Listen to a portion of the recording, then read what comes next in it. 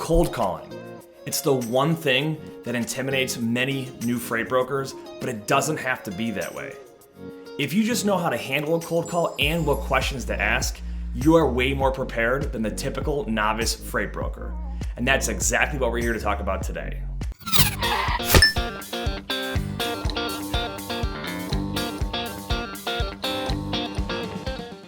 Welcome back to our channel. And if you're new here, welcome to our channel.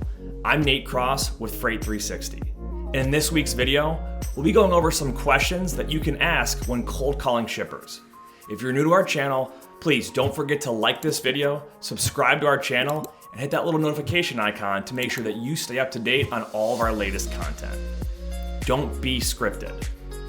Now, as a disclaimer to this advice, I want to remind you that each and every one of us has a different sounding voice, a different pitch, a different way we emphasize certain words.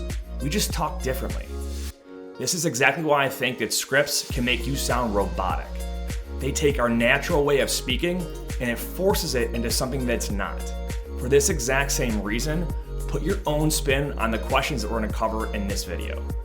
There's a bunch of different ways to ask all these questions, and it's going to be up to you to figure out what works best for you and what you're most comfortable with.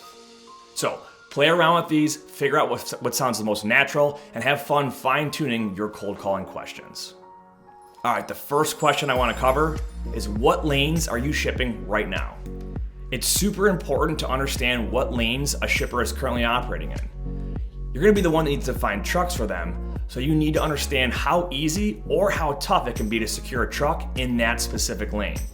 You'll also want to get an idea of how the market rates have changed in that lane in the recent weeks and in the recent months, as well as any seasonal shifts that may occur in that lane throughout the year.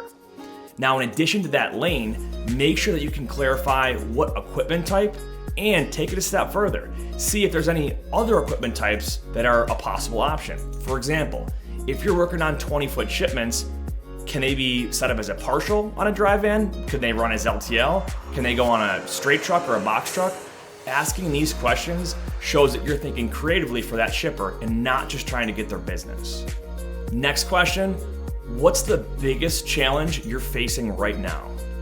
Now, there's a lot of ways to ask this one, but the key here is to try to reveal opportunities for you to help this shipper out. This could be a single shipment that the shipper is having a hard time moving. It could be issues they're having with existing brokers or existing asset-based carriers in their network, or it might just be there's a high amount of claims on a certain product that they're shipping. Either way, when you ask this question, shut up and listen to what they have to say. It's not uncommon for a shipper to go on and on about what's going wrong. Think of it this way: the smoother their shipments go, the smoother their job is as the person that's tendering the freight out. If brokers and carriers have reliable service, reasonable rates, and good communication, the shipper's job is pretty simple. But the reality of the matter is that's usually not the case.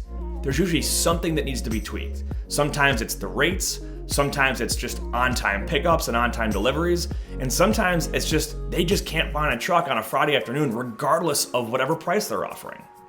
All right, next question. What are your job responsibilities? Now, this might sound super weird to ask this question, and you're gonna wanna definitely phrase it in a way that sounds more natural when you weave it into the conversation. But the point here is that you wanna understand a few things. Is this person the actual person that can tender me a load? Is this person the actual person that can set me up as a new broker for their company? Is this person an actual decision maker? You can have an hour-long call that goes great, but imagine this. Imagine you ask them how to get set up at the end of that hour-long call and they tell you, oh, that's not me, that's John over in the traffic department. Yikes, time wasted. In addition to understanding their job and their role in the company, it's good to know 3 other key players in the company. First, know who their boss is in case you need to get their boss's approval or their blessing to get onboarded as a new freight broker for them. Second, know who their backup is when they're out of office or on vacation or sick. It could be someone that's the same level as them, above them, or below them. Lastly, know who their subordinate is or their subordinates are if there's more than one. Chances are someone's gonna get promoted in that company and folks will shift around and move up the ladder. And that subordinate might be the one to slide right into that job that's tendering freight out down the road. Plant those seeds now and you'll thank yourself later. Lastly, let's talk about the non-business related questions. Don't forget that shippers do business with people that they know, like, and trust. Get to know these folks. Ask them some fun questions to better know what kind of person they are. What are they doing this weekend? What did they do last weekend? Do they have kids? Do they have pets? Who's their sports team? Hopefully the Buffalo Bills. What kind of music do they listen to? You can easily warm up any call at the beginning with some good light questions, and you can close up a great call the exact same way. A customer will remember how you make them feel on a call more so than remembering what you said. So make sure you try to leave a lasting impact on every single call you make. Now, good luck cold calling, and we'll see you in the next video.